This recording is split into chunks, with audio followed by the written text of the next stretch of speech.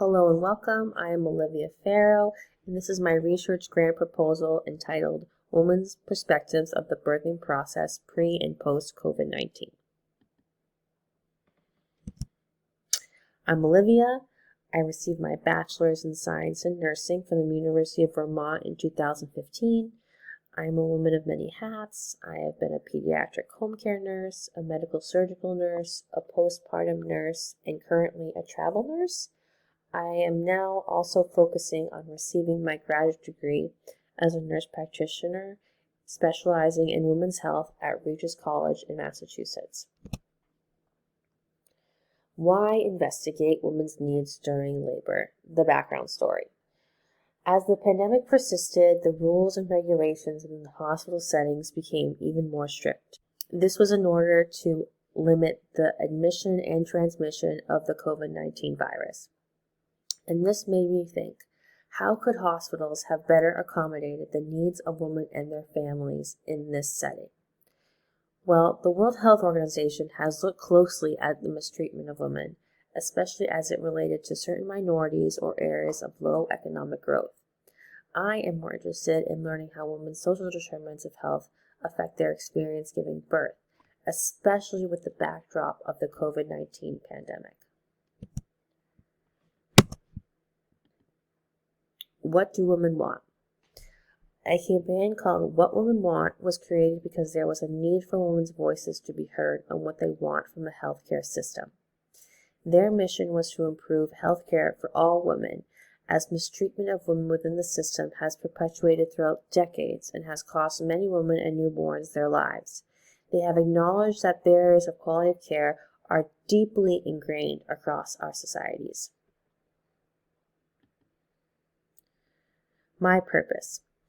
I am particularly interested in women's experiences and perspectives of the laboring process during the COVID-19 pandemic as it compares to prior to the pandemic.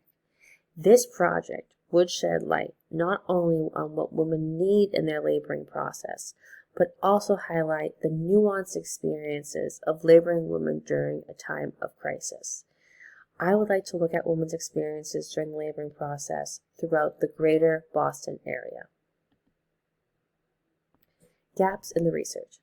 Well, there are definite gaps in the research surrounding women's experiences and as a patient in the healthcare system and the quality of that care. The research has yet to study women's perspectives of the laboring process during a period of crisis or a global pandemic. The research method used is the Iowa model. The Iowa model was developed in the early 1990s by Iowa hospitals and clinics. It was to serve as a guide for nurses to use research findings to help improve patient care. Sampling. The sampling method. The participants with the study will be recruited via local Boston obstetric clinics. The inclusion criterion will be evaluated by a staff nurse at each OBGYN clinic selected. Inclusion criteria are the following. 1. You are 21 years of age or greater. 2.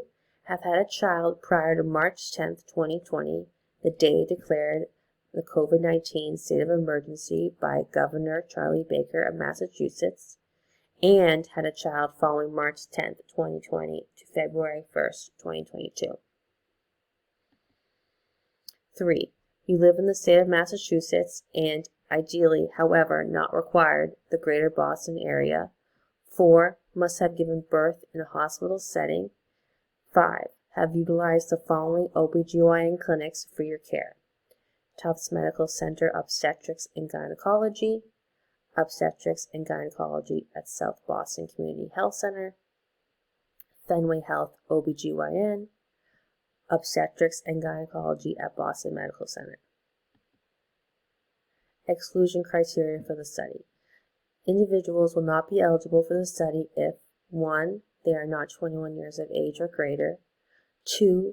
Have not had a child prior to the pandemic and after March 10, 2020 to February 1, 2022, 3. Gave birth outside the state of Massachusetts. 4. Gave birth somewhere other than a hospital in Massachusetts. and 5 do not utilize the selected OBGYN clinics. Recruiting participants. The team utilized in the patient's care is their OBGYN respective nurse. A nurse will be utilized in each selected OBGYN setting to evaluate patients for inclusion criteria for the study. Each clinic provides high standards of care for mothers and their babies within the greater Boston area. What is the ideal sample size for the study? The ideal sample size will be around 10 to 12 participants.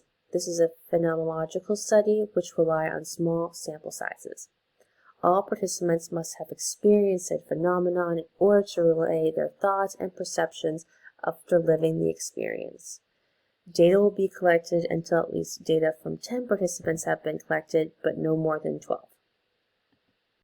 Informed consent is extremely important, and an extensive informed consent will be offered and given to each individual participant in the woman's perception of labor experience prior to COVID-19 and during COVID-19. Here is a sampling of the demographic questions asked of the study participants. While this is not an all-encompassing list, it is a sample of the kind of questions utilized to get a sense of the study participants' demographics. Tools utilized in the research. The tools utilized in the research will be the McKay Childbirth Satisfaction Rating Scale, the Respectful Maternity Care Scale, and the informal interviews conducted in person and via Zoom.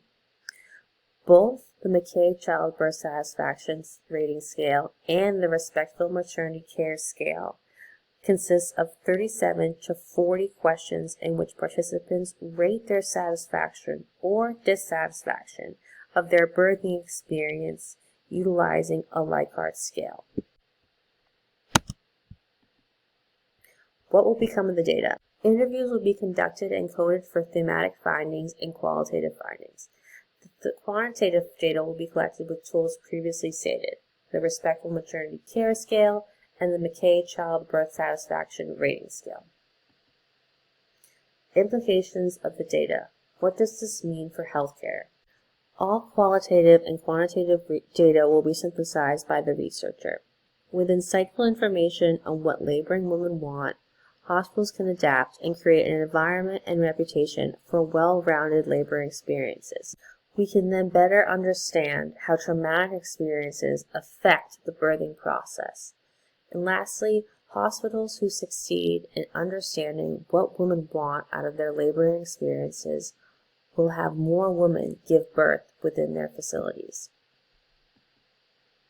Why should this research project be funded? It is time to engage women's voices, especially in regards to their own laboring experiences. The data will be provided to nurses and other healthcare professionals who are caring for laboring women to provide a better and more well-rounded experience for their patients.